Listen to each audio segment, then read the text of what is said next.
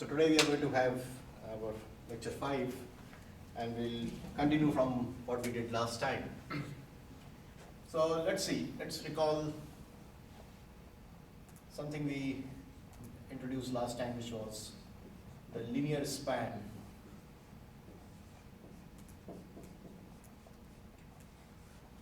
of a set of vectors.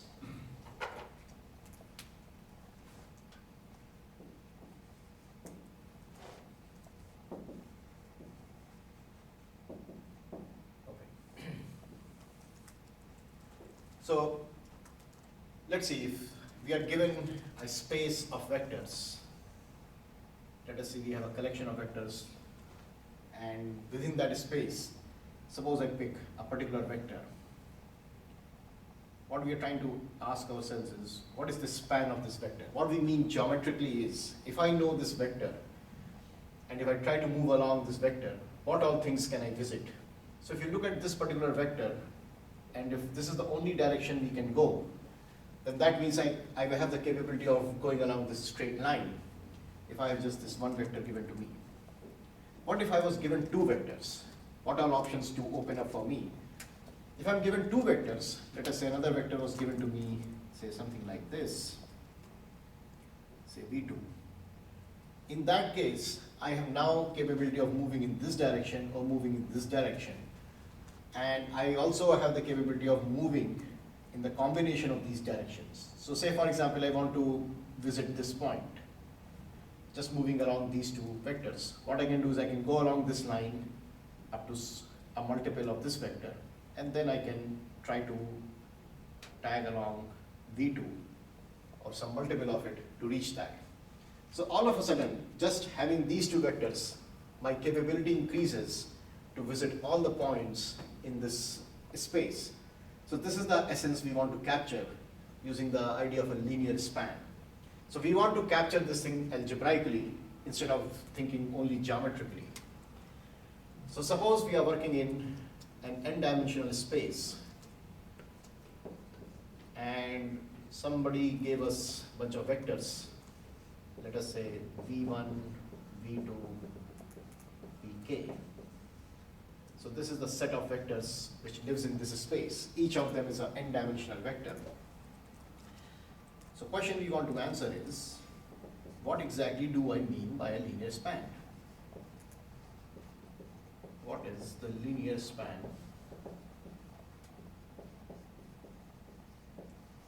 of S? So intuitively speaking, what we are saying is, suppose I have all these vectors along which I am capable of traveling. What all places can I visit in this space? Can I visit every point in the space? Or is it like my capability of visiting points is limited? And if it is limited, to what extent is it limited? So just let's get familiarized with this idea of linear span, and then we will give the algebraic definition. Imagine I was in R3. So if I was in R3, and let us say, think of it as this room which is in R3. If I am given two vectors, any two vectors on the floor, and suppose I was given to travel along this line and along this line, what is the capability that I have to visit points in R3? Now since I'm only given vectors in the floor, then would you agree that my only capability would be to kind of go in this region, which is the xy plane. So that means if I can only move along the floor, I can't fly or I can't attain any height, then I can only move in this floor, and that is the span that I would be able to achieve out of these two vectors. So given two vectors, I am not able to achieve motion in the entire world. I am only confined to a part of this world, which is R2. So two vectors in the plane, two vectors in the xy plane may be able to give us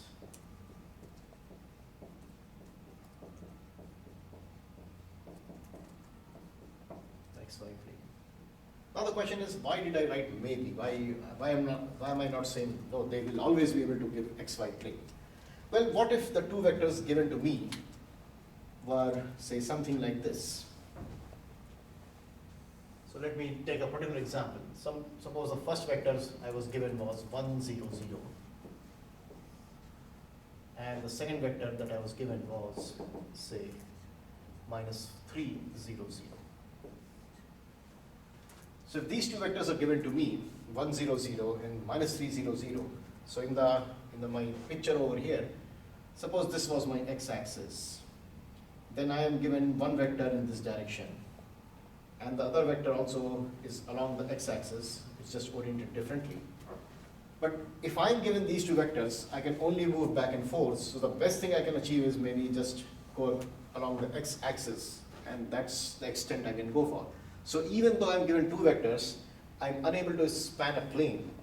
What I'm able to do is just span a single line. So there is no necessity for me that two vectors guarantee me in any way that I'm going to achieve full span. Okay, so there are several questions we have to keep in mind.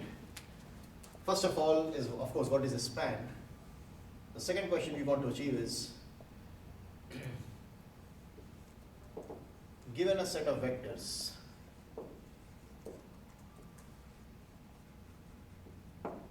I want to describe perhaps a geometrical picture as well as a algebraic picture.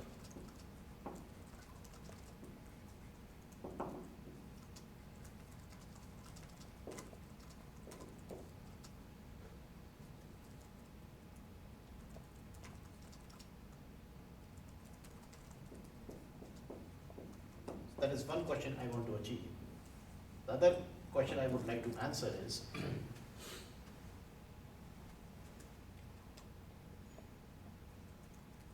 me just say, describe the geometric and algebraic picture of this span.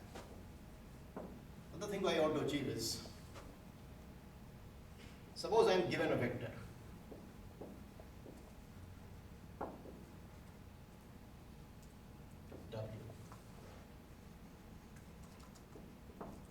Does it lie in the span?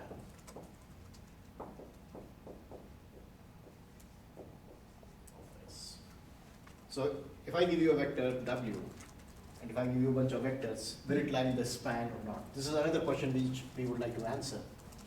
One thing you have to keep in mind is, these questions, the ones which I'm writing here, they all are not different questions. They are just asking the same thing slightly differently. And even though it may happen that we can give answer to one of them, but whatever method we employ to give the answer to one of them, we will see the same method can be applied, and we don't have to do any extra work to answer the other questions also.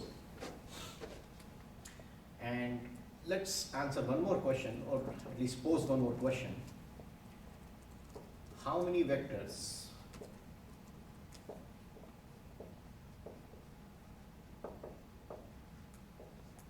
are required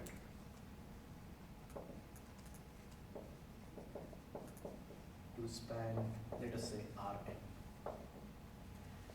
Now let me be clear about this question over here. When you say how many vectors are required to span Rn, of course if you pick every vector in Rn and put it in a box, you can get the answer to that. But what we are capable of is... Sorry, I think I was on your question here. Okay.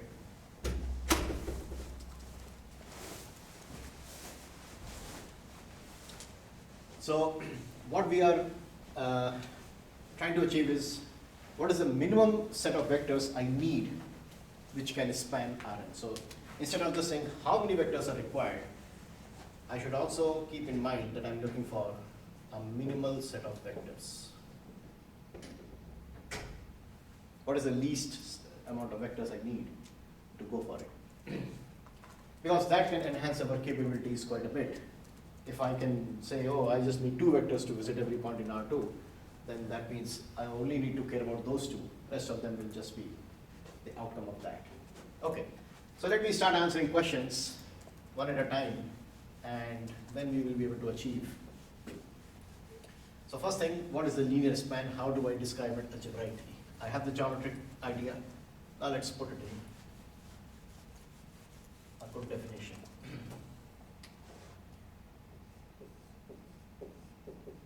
So definition of our linear span.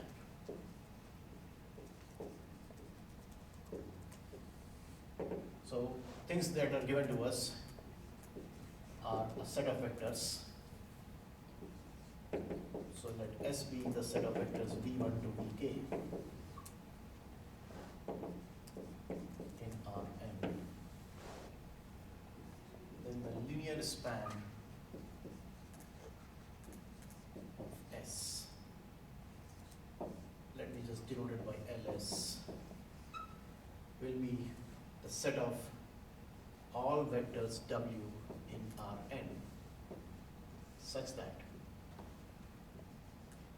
W can be written as a linear combination of vectors in S. Okay. So in other words, what we are saying is this set L of S is basically a collection of, so I'm just writing the same thing in words, collection of all possible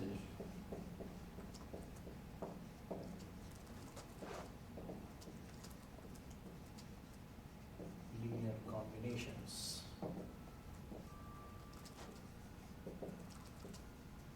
of vectors in S. Now this word, though this, or rather I should say this phrase linear combination of vectors is a very loaded thing. So let's understand that before we move on to anything. When I say something is a linear combination, what exactly do I mean by that? So I'm going to explain or elaborate more on this word linear combination. We say a vector W is a linear combination of those vectors if I can find scalars such that I can write W as a sum of C1 times V1 plus C2 times V2, so on and so forth, CK times VK, where these CIs are basically scalars. Since we are working over real numbers, so these are scalars from R. So if I can find these numbers, if I have these numbers C1, C2, CK, then I know for sure I can write W as a combination of this, hence W belongs to the span. So the linear span would be all those vectors for which I can find C1, C2, CK. That gives me what I want. Okay? Now, first let us try to understand this definition from the basic examples we have seen, and we'll try to figure out the geometric as well as algebraic picture in one go. So just to have a space, we choose, let us say, R2. The reason I'm choosing R2 is most of us are comfortable with it. We can visually represent things also. Now, what if somebody gave me just one vector? Suppose somebody gave me the vector one vector, say V. What would be the linear span according to the way I have described it? Linear span is all those guys which would be simply multiple of my vector V1. So this would be saying C times V1, where C belongs to the set of real numbers. So this is basically the algebraic description, all multiples, all scalar multiples of V1. And if I were to give you a geometric description of it, it would be simply a line which would be in the direction of the vector V1. But when you say a line, let me erase these questions so that we will be able to give a nice complete picture of everything. Okay, so when I say a line in R2 in the direction of the vector V1. Now, as we know, there will be many lines which are in the direction of V1. Say V1 was given to be something like this. So this is a line which is in the direction of V1. But are we interested in this line or are we interested in something else? As it turns out, then I say C times V1 where C can be any real number. So would you agree that 0, I can choose C to be 0, hence the 0 vector also lies on this span. That tells me that I'm not looking for any line. In general, I'm looking for a particular line, a line which is in the direction of the vector v, but it also passes through the 0 vector, or the point representing the 0 vector. So linear span would be technically a line in the direction of v passing through the origin. So it is not just any line in the direction of the vector v, well, I'm saying v, I mean v1. Okay, let's try with two vectors. Suppose my set contained two vectors v1 and v2. According to my algebraic definition, the linear span would be all possible combinations of of v1 and v2, where c1 and c2 are both real numbers. So what do we mean, geometrically speaking? What is the collection of these vectors? Well, it depends. There are two pictures possible. One of the pictures possible is, what if I gave v1 here and v2 here? In which case, my capability of getting anywhere or to any point is greatly enhanced. I can reach any point. For example, if I want to reach this point, I can find a combination of C1 and C2 to get to that. We have already seen geometrically how it is accomplished. So in that case, we will say the span is R2. But if we were given V1 and V2, which are in the same direction, then the span would only be a line. So these combinations can represent only a line. These combinations can represent the entire plane, depending on how V1 and V2 are. I may be sounding repetitive, but I want to make sure that we have this picture as we go along, because this concept can be tied to something later on we will see called linear independence. Okay, what about if I give you three vectors in R2? Let's take a particular example, three vectors in R2. Suppose somebody gave me three vectors, 1, 0, 0, 1, and 2, 3. What would be the span of these three vectors in R2? Well, algebraically speaking, the linear span would be simply the combinations of these three vectors.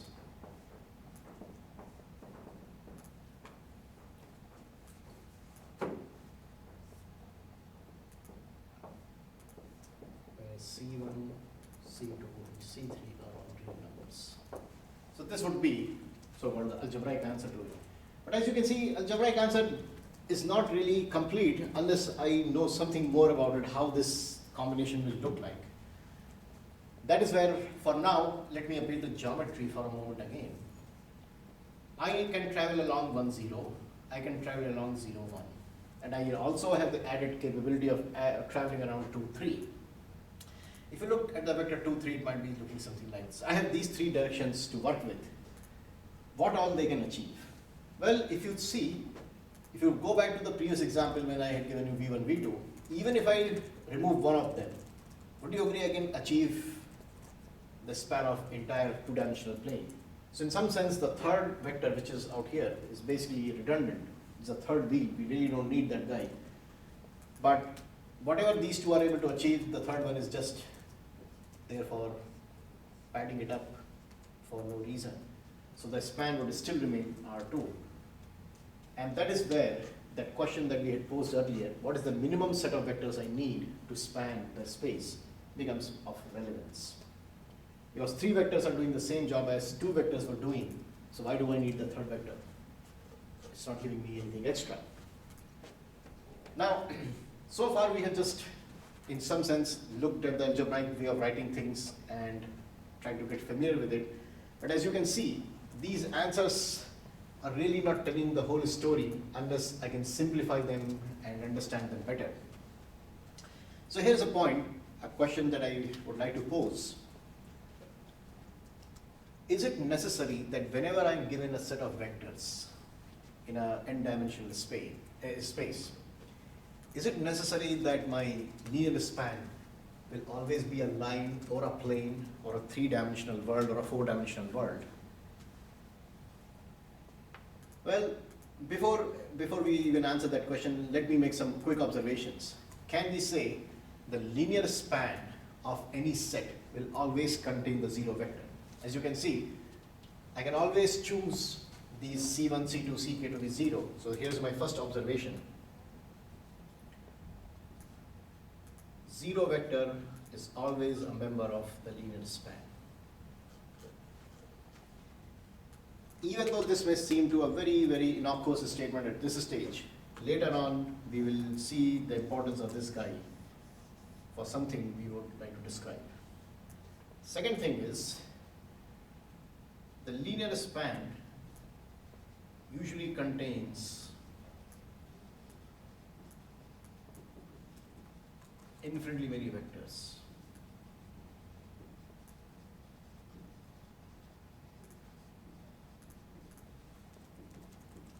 Usually contains infinitely many vectors. Now, why did I say usually? Why not say always? This is where that question I was posing earlier comes in handy. So first of all, does it really contain infinitely many vectors? Well, how many vectors lie along this line? Well, infinitely many vectors. How many vectors lie in the plane? Infinitely many vectors. So we have examples of infinitely many vectors. And the reason for that is sort of obvious, because we are saying the scalars can be any real number. So in a sense, I can keep on changing C1 and keep on producing new vectors at will. Hence, it will contain infinitely many vectors. Still, the word usually doesn't make any sense. Why did I say usually? Why not say always? So question is, can there be an instance that I give you a set of vectors in an n-dimensional space, and my linear span only contains finitely many vectors? So I give you a vector and I ask its linear span. The linear span does not have infinitely many vectors, only finitely many vectors.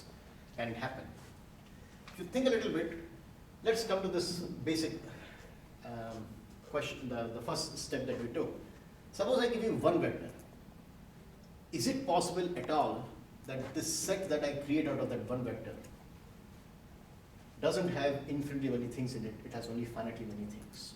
Can it happen at all? Well, we think a little bit, as long as I have the capability of C getting varied over real numbers, since I have infinitely many choices for C, so wouldn't it make sense to say that, well, this guy will take infinitely many values and hence I will have infinitely many vectors? It would, almost it would.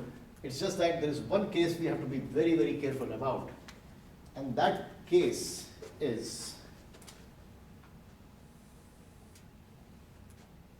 so the question we are posing is, can the span be finite? So to answer that question, all you have to do is consider the vector, consider the set containing just the 0 vector. If you have only the 0 vector in your set, then whatever you can make out of it, whatever multiple you take of it, it will still be the 0 vector. So this is the only instance in which the linear span cannot contain infinitely many vectors. And you see 0 vectors are going to play a crucial role because of these kind of anomalous properties. Okay?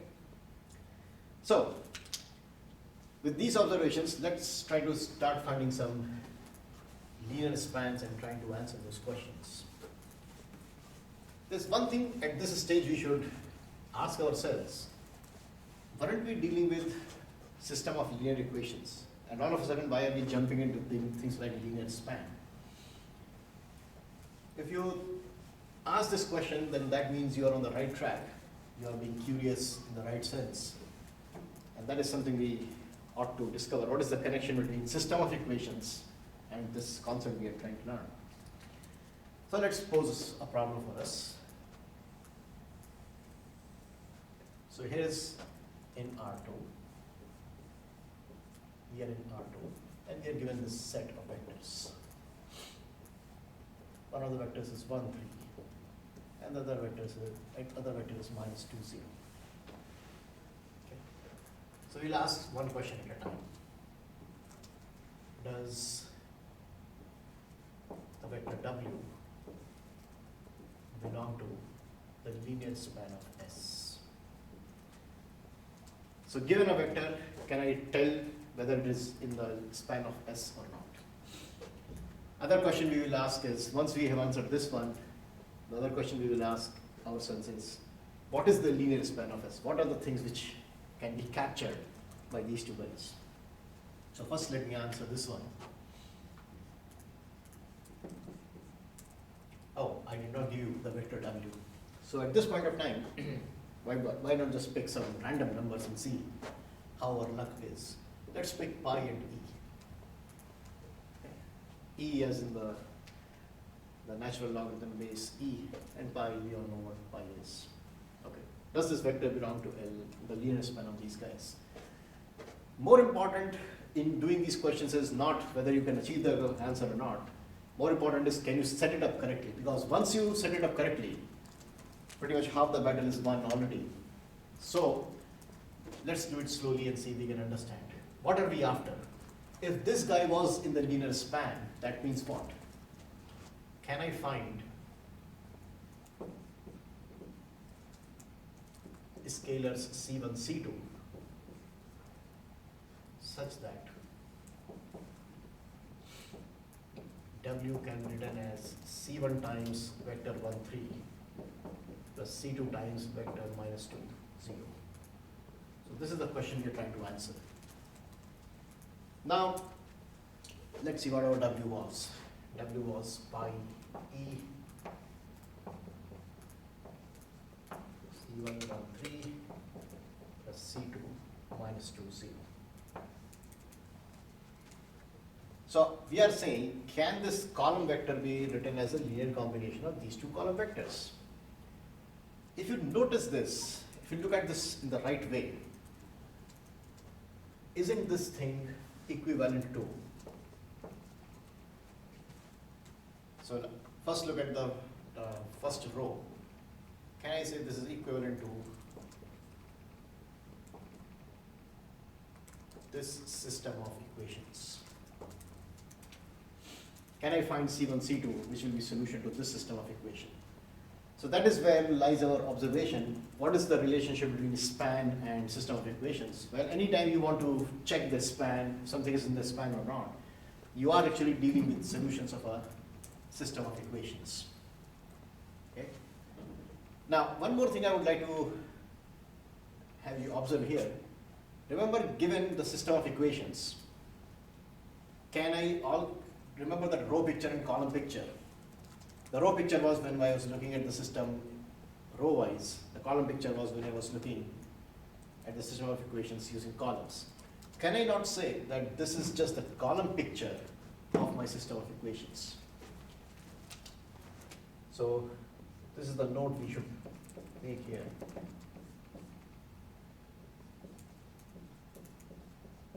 The setup we have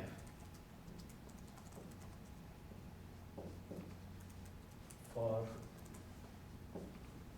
the linear span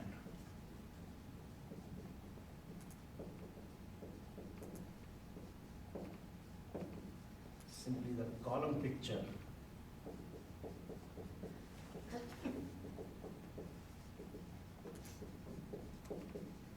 of a system of equations.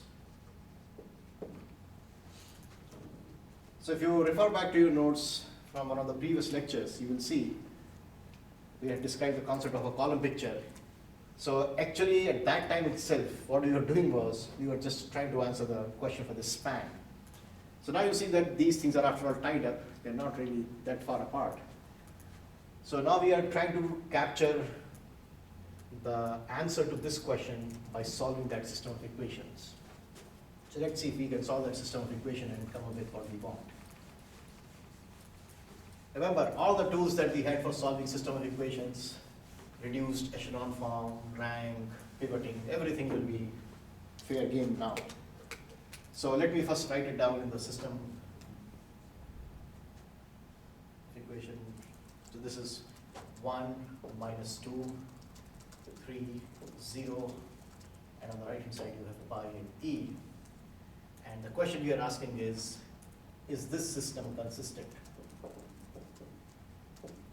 Remember, if it is consistent, that means it has a solution. If it has a solution, that means I can find C1, C2. That means I can find C1, C2 to express this as a linear combination. So the whole chain is complete if I can talk about its consistency. So remember, how do we go about checking the consistency of solving a system? We do the Gaussian elimination. We do row operations to make this an echelon form. So in order to do that, first things first, we'll try to create an echelon form by doing the appropriate row operations.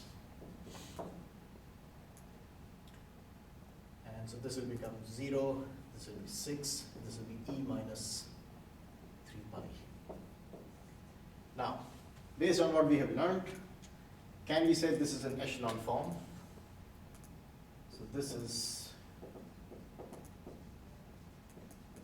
echelon form. Okay, it has rank of this matrix is 2 because we have 2 pivots and in the first column and in the second column. And since there is no pivot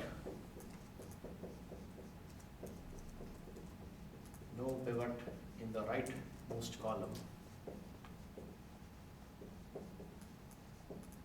hence consistent.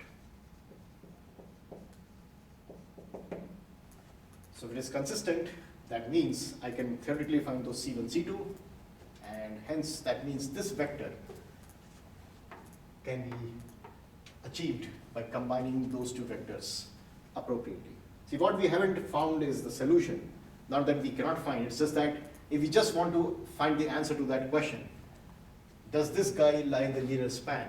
That without even solving, just based on the idea of the pivots and the rank, we can conclude, yes, it lies in the span of those two things. So this vector is definitely achievable.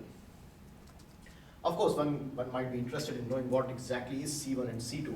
That means how much of those two vectors should I combine? Think of it this way. Idea of a span is basically, I'm giving you certain ingredients. What quantity of those ingredients should I mix in order to achieve something out of it? So it says somebody gives you flour and let's say milk.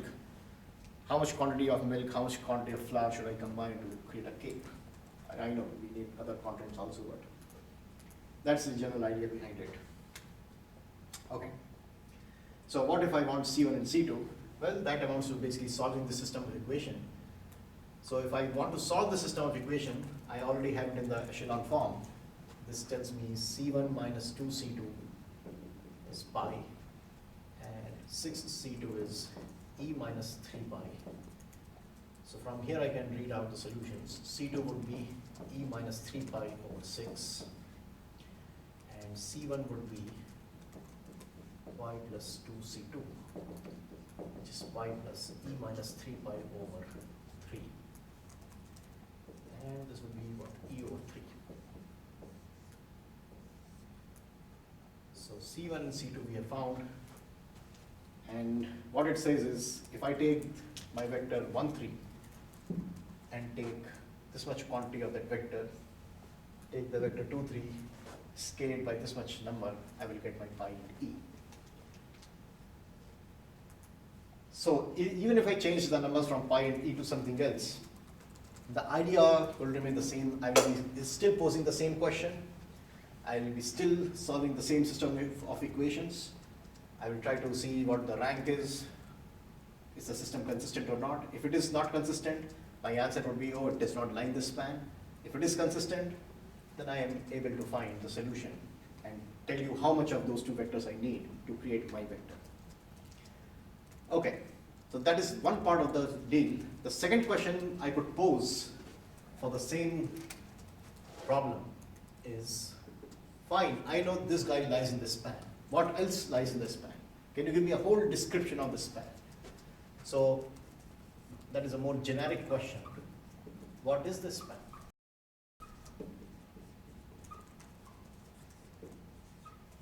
this is my second question for the same problem. Given these two vectors, I know I can reach this point, but what else can I reach? So, let me show you what I meant when I said these two questions will be worked out exactly the same way. We don't have to do any extra work. One thing is for sure, these two vectors live in R2, so whenever they combine, whatever they produce must be a vector in R2. So at least we know that we are not going to jump the space. So only thing is we are going to change is, I'll change one sentence at a time. So this entire thing I will change and make it suitable for our question. So instead of saying, can we find C1, C2 such that, if I change this question appropriately, you will see we can now answer our problem. What all lies in the span? So suppose we want to know which vectors B1, B2 can be written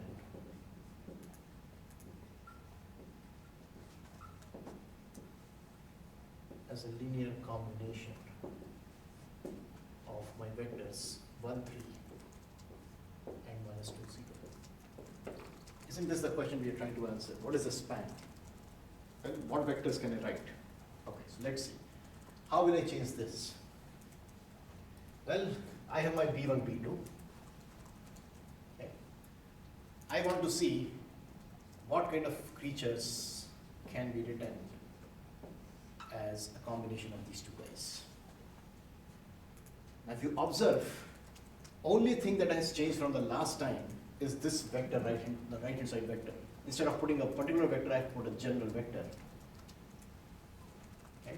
Now let's see if we can pose it exactly the way we did last time. So if I set it up correctly, this is the system we will get. And the only change I will be making is here. So the setup is not going to be different, it's just the question that we are asking. Which vectors can be written as a combination? That means I want those vectors for which this system is consistent. Last time I was given a vector and I was trying to see whether the system is consistent or not. This time I am asking what are those right hand sides for which my system is consistent.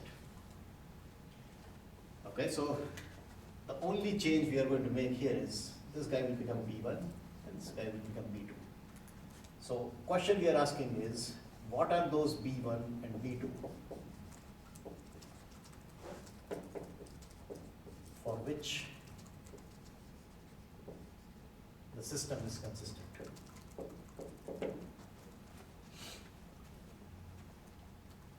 And if you remember our solution, the way we used to solve the system of equation, as long as my coefficient matrix does not change, I will still have the same row operations, nothing is going to change, except the right hand side will have to bear the brunt each time. Okay? So the reason I'm doing it on the same problem is to convince you that those two questions are related and they have the same setup. It's just that the way we are asking the questions changes slightly. So this will be still B1 and this will be B2 minus 3B1. So, can I conclude this is in echelon form? Yes, I can. Can I still say the rank is 2? Yes, I can. I still have 2 pivots. Can I still claim no pivot in the rightmost column? Well, since this guy is already a pivot, there is no chance of the right-hand column containing any pivot. So, can I say the system must be consistent? So, my conclusion is it is consistent for any values of B1 and B2. What does that mean for me? It says no matter what B1, B2 you have thrown in, I will always be able to find C1 and C2 such that these two guys can combine to give you your vector. So that means I dream up of any vector in R2 and those two guys are capable of giving me that vector in R2. So this would mean that the linear span of that set of vectors is actually R2.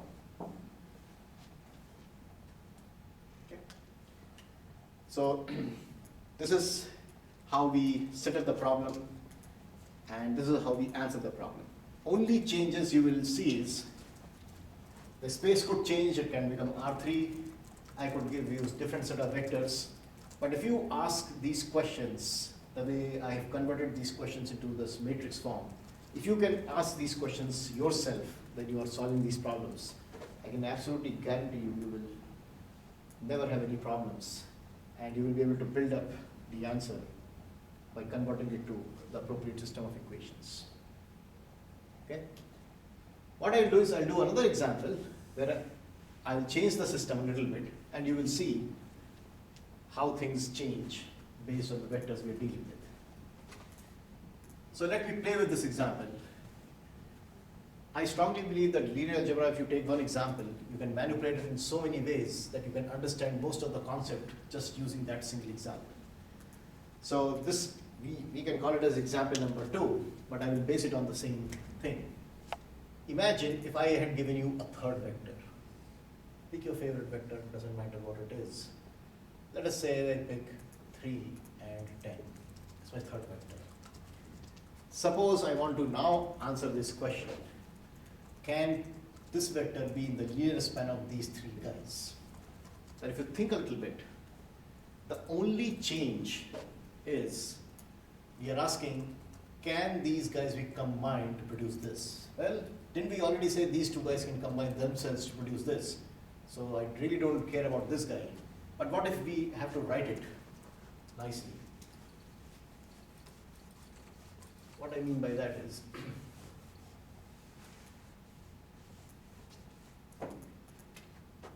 if I can write pi and e as some number, let me just put a box here for the number 1, 3 plus minus 2, 0 plus 3, 10. If I have to express pi e as a linear combination of these 3 vectors, what numbers should I be putting in? Here, here, and here. Well, if you look, I already have found the number for this was e over 3. So if I put in e over 3, and for this I put e minus 3 pi over 6, these 2 vectors can combine to give me pi and e. So what number should I put here? For example, if I put 0, would it be still, I've expressed that guy as a linear combination of these 3 vectors, and hence I'm still capable of getting what I want. Likewise, we can convince ourselves, even if this third vector is placed, then the answer to the second question will remain unchanged, because now the system would be what? 1, 3, minus 2, 0, 3, 10. And your right hand side would be b1, b2.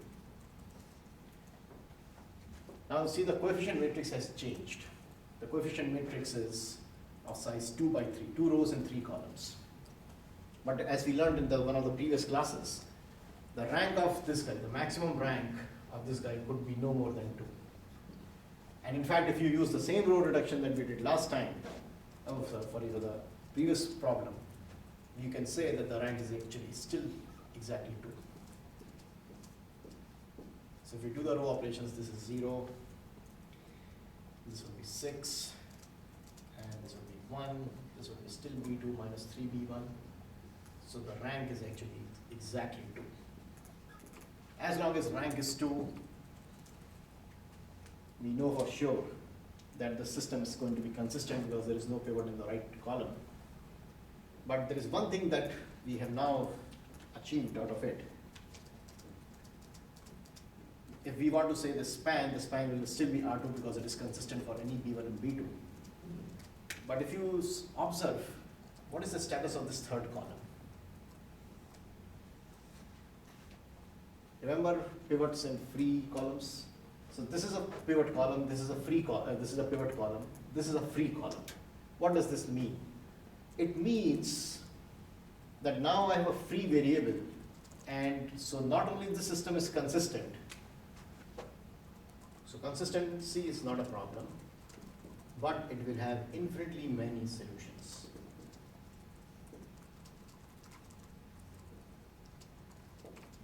Because of the presence of the free variable.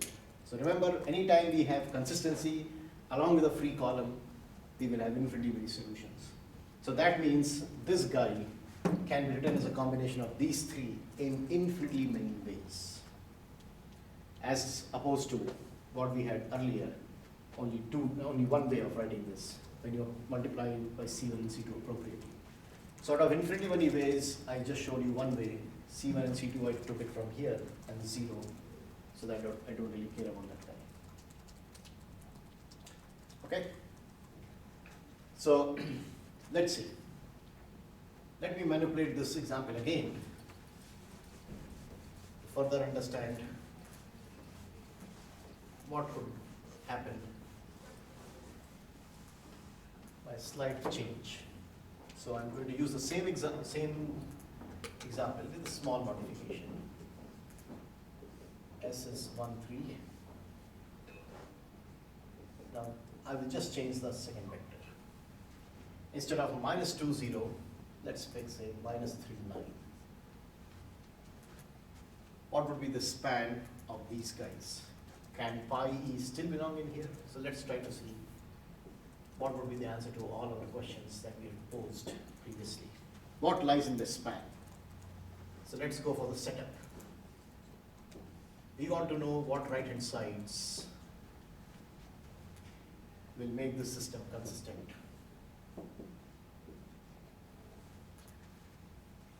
Okay, so let me actually write this question because this is the important question.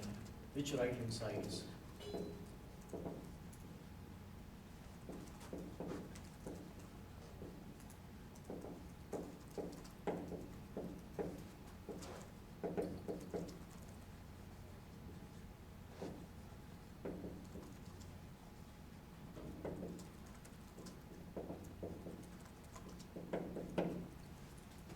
make the system consistent? We do the row operation, -3 row 1 plus row 2, and we will get something out of it. 0,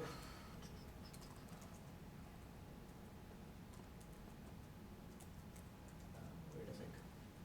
Sorry, I would like to change the vector a little bit. I wanted to have a -9. Okay. So this is 0, and this would be B2 minus 3B1. Okay. Now you see, I have got an echelon form, but the rank of this matrix is a bit of a question. Okay. Why? For sure this guy is a pivot, but would you agree this guy may or may not become pivot depending on B1 and B2. So if I want consistency, so for consistency,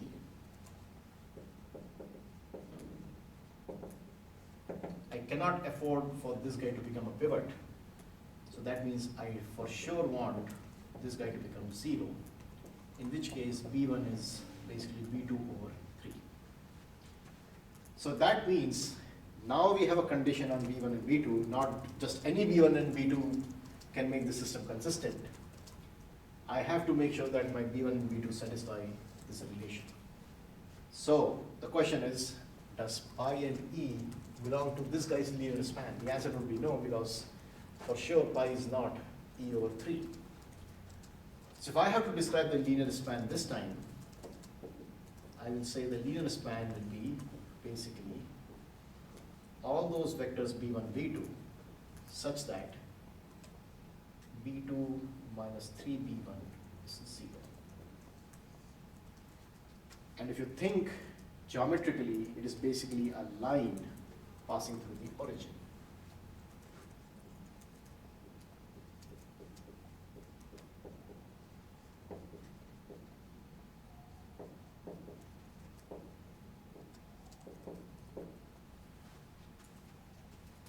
Okay.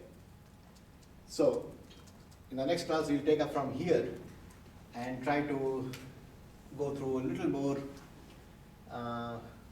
complicated systems in the sense of going to a little higher dimension and then trying to make sense out of it.